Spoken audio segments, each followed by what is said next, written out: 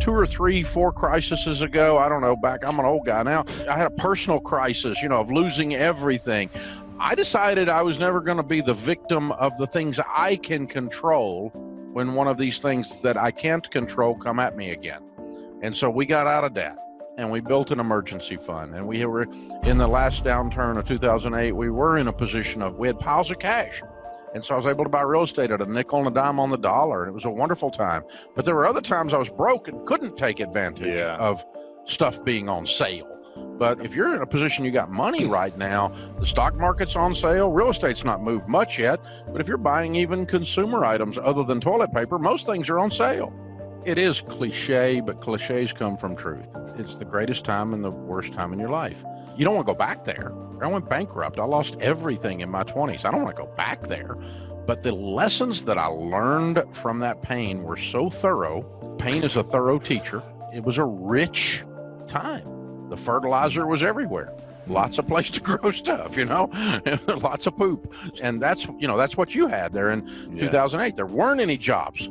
You could just, there was a contraction of the economy, a recession, and you are on your citrus couch. And so you found out that the secret sauce in your life is the guy in your mirror, that it's not some outside variable that's going to come and save you. The cavalry's not coming. Santa Claus doesn't live in Washington, D.C. It's up to you, baby.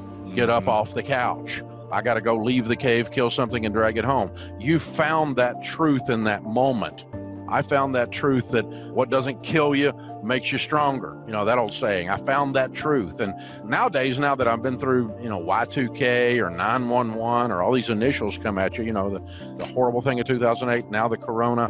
The only thing I am sure is we're going to get through this. You get hope because you go, it's not going to kill you. You could get the virus. I don't mean that, but I'm saying the economic stress that we're under, the fear that we have, the concern or the worry that we have, you don't die from it, but you feel like there's this hopelessness, and the truth is that's unfounded.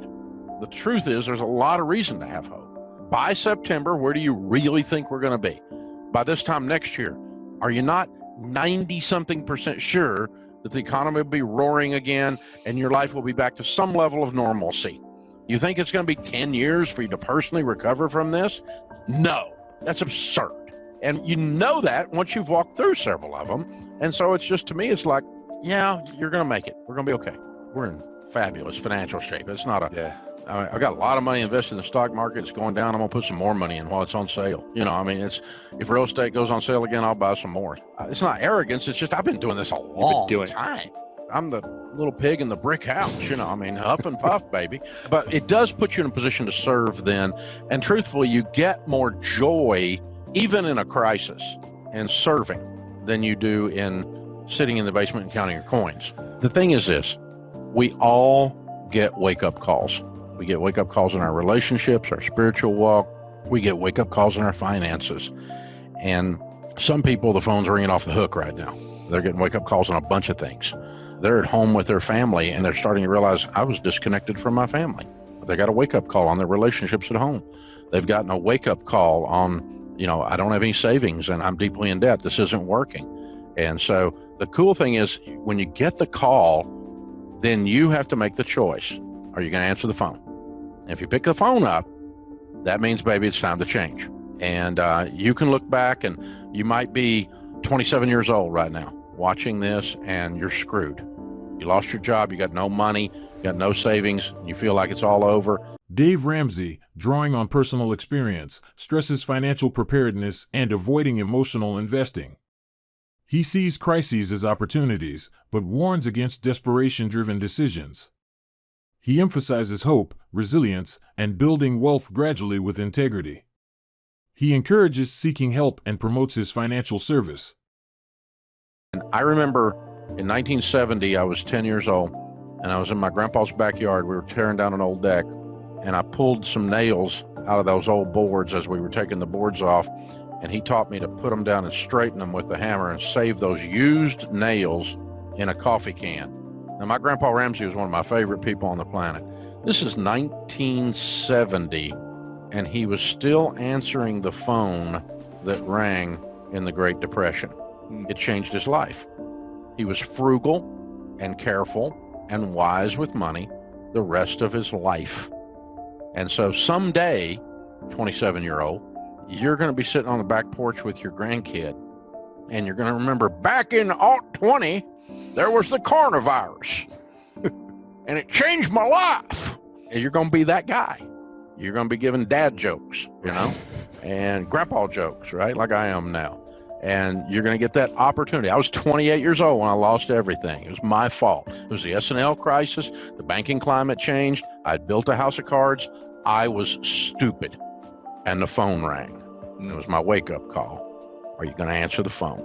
Are you going to change your life where you say, never again? I'm going to control the controllables to where I'm the little pig in the brick house. Never again.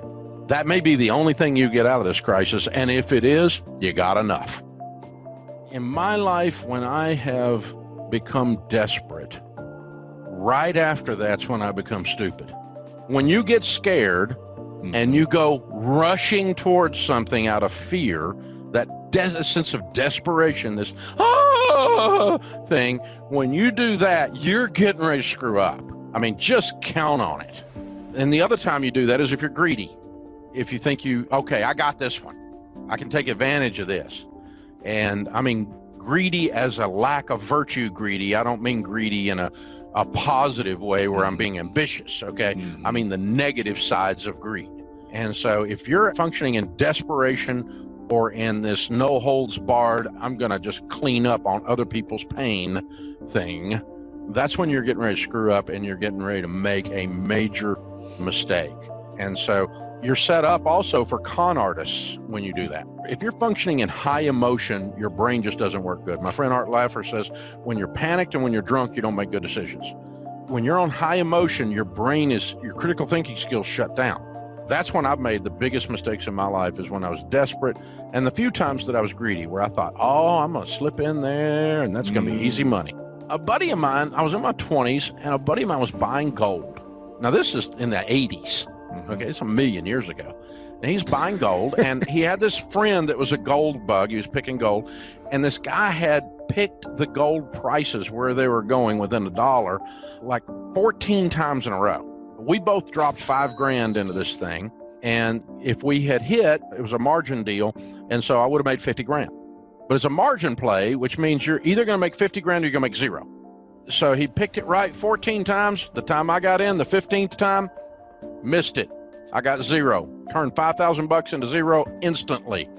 Last time I bought gold, last time I played stuff on margin, last time I got greedy. The vast majority of people who are successful financially and successful have done it incrementally. There's very few people who you see a meteoric rise in their wealth or their success that keep it. I think because you build your character along the way to be able to hold on and be able to do it. I think that's my theory on it.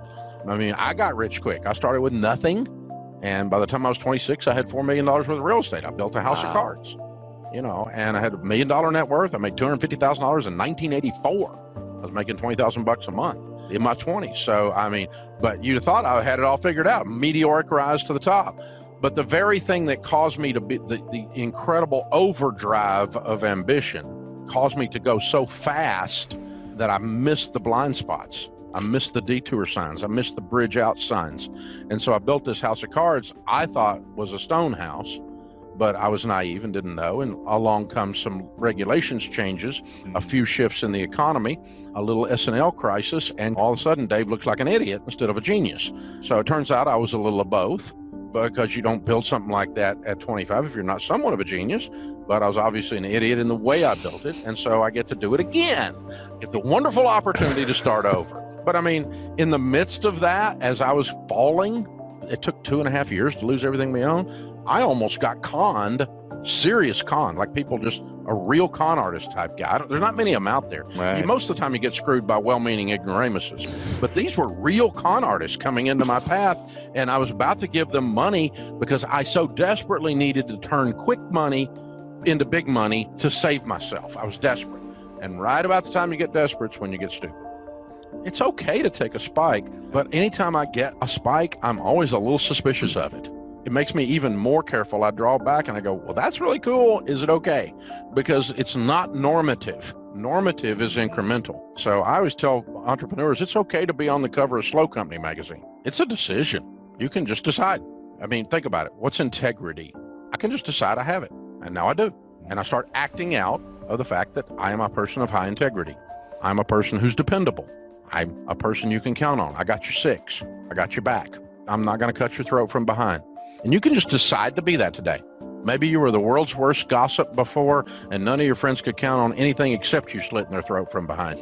But you can just decide, just like that, to change. It's a wonderful decision. You do a turnaround. For most of us, it's a journey. You don't do it instantaneously. I can decide to control my tongue. I can decide to speak life over people rather than death and filth over them. I can decide that. But most people just go along and their language is filthy and their life is filthy, and then they wonder why they're not winsome and that opportunity does not come to them. It's because opportunity runs from that. People don't want to do deals with people they can't count on who are crooks. It's not that I'm being judgmental. I just want to be wise because, you become who you hang around with, for sure. Your speech patterns, you read the same books, you have the same thought patterns, you're hopeful or fearful based on who you run around with, your inputs. We know this because those of us that raise kids, we don't let our kids run around with juvenile delinquents because we know they'll come home acting like juvenile delinquents. And adults aren't any different. They're the same thing. I read the same books my best buds read. I think the same way they think. And so I have to be careful. Who's my inner circle?